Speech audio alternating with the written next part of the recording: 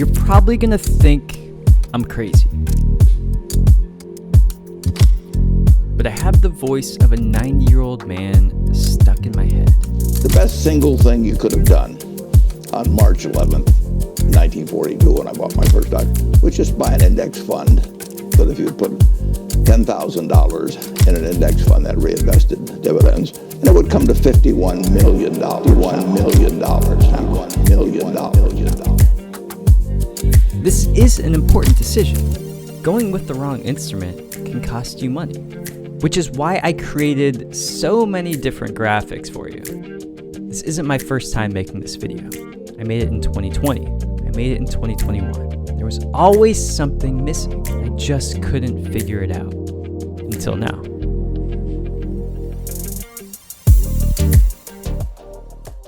When I sat down this time to try and figure out that missing link that all of these YouTube videos were lacking, what came out, like usual when you start something, was very primordial, very primitive. I was drawing boxes, I was drawing shapes, moving money around visually, trying to figure out the best way to show you how these two things differ.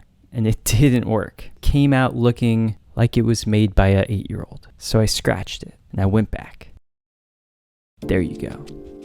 Let's start small. Let's start basic with a stock, because we know these two things are made of stocks. Then the creativity and the ideas started flowing. I used Apple stock to start. Like any stock, the value of Apple, the total value of this company, fluctuates. One day it's higher, one day it's lower.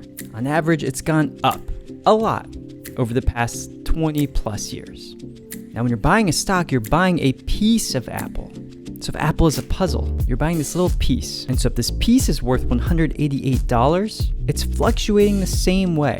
The entire value of this company is fluctuating. If you're actually owning a piece of this company, you are a part owner. It's one of the amazing things about stocks. Okay, but now let's relate this to index funds. How do we do that? I had to think for a second. Okay, I got it. Just like when we go and buy a piece of a puzzle of Apple, the index fund or the ETF does the same thing. But it buys a bunch of puzzle pieces because, of course, it's got more money than us normal investors usually. And so what it does is it puts these puzzle pieces inside whatever the index fund is. VOO, ETF, VFIAX, index fund in this example. So we have Apple, and now it's inside. And inside our index fund, Apple's stock price is fluctuating the same way as if we had just bought the stock. But the difference is, these index funds and these ETFs that track indexes, they go out and they buy a lot of different stocks depending on the index. And so what you're actually doing is you're buying a piece of the index fund or the ETF, just like you would have with Apple. But the price isn't going to necessarily be the same as Apple, of course, because you have all these other companies also inside the fund. And what you hope is that your fund does really well. And because you have so many different companies, there's a good chance the fund won't blow up, because you're diversified with all of these different companies. Now, when it comes to an ETF versus an index fund, the thing is, they look pretty much the exact same.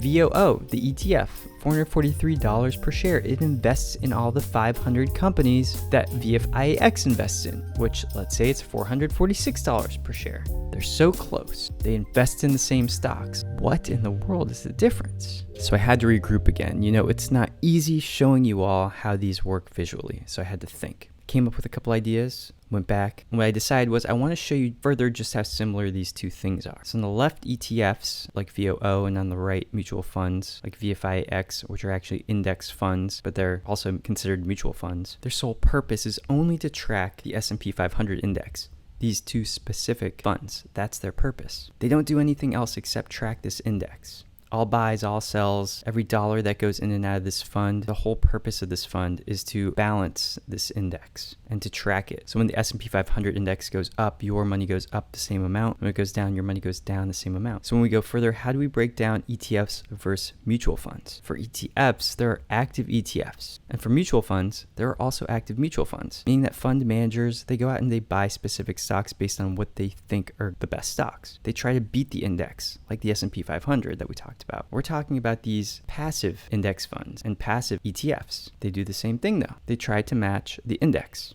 So I had hit a wall. I couldn't think about how to better show you this. I knew it was going to be a long night. I decided to freshen up, which is the perfect time to show you the characteristic differences between index funds and ETFs. The first characteristic we have actually isn't a difference, but it is important for us to understand. It's diversification. You can get diversification with both of these instruments. Also, they have low fees. General index funds and general index tracking ETFs, you're going to have very low fees. Now, one specific difference that we can track here are some ETFs or some index funds may actually have a minimum. For example, with Vanguard's VFIAX, there actually is a minimum of $3,000. But with VOO, the ETF, there is none. But it's really specific to which index fund you use. And when it comes to automatically being able to dollar cost average, or in other words, to be able to have money added straight into this fund without you doing anything, it's less likely you'll be able to do that with an ETF, but much more likely you'll be able to set that up with an index fund.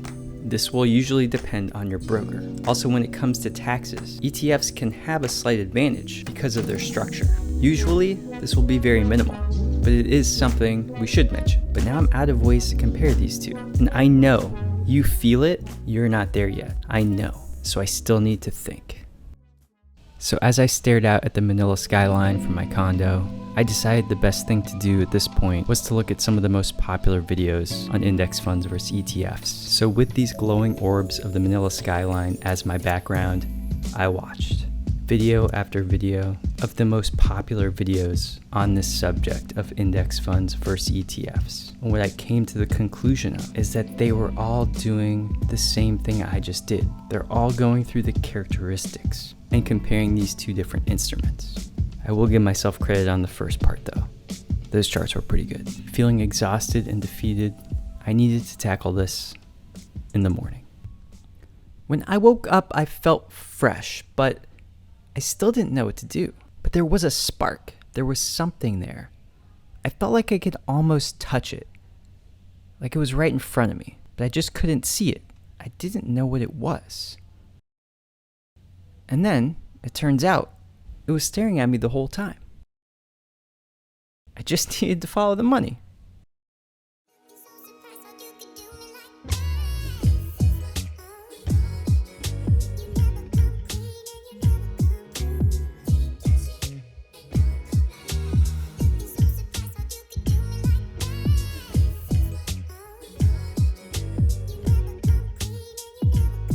Here's how we can follow the money when it comes to index funds. So you have the investor, you have Vanguard, the sponsor of this index fund, and then you have the stock market. Now, I am here and I say I want to buy $5,000 worth of VFIAX. I want to invest in this index fund. Well, there's also Graham here who wants to invest $100,000 in this because he's got a lot more money than me. You got Daniel here. He's also got a lot more money than me. He wants to invest $195,000. There's something called the net asset value. At the end of the day or on the next day, depending on when you buy shares of this index fund, that is the NAV you're buying it for. The way index funds work is it pools all of our money together, and at the end of the day or the next day, all of our trades get placed together. So you have $300,000, but what happens is the money does not actually stay at Vanguard. It goes into a custodian. This makes investing much safer. The account that your money sits at is not with Vanguard. It's with JP Chase in this example, which is just what I found on the internet. I think that's where they hold it. Could be wrong, but assume that JP Chase is the custodian. JP Chase executes these trades on the stock market and they buy and sell the stocks and put them into the fund based on what Vanguard's portfolio managers tell them, the custodian, to do. What's important here, this only happens once per day at the end of the day, and the custodian is the place that your money sits. Now, in terms of an ETF, it's different.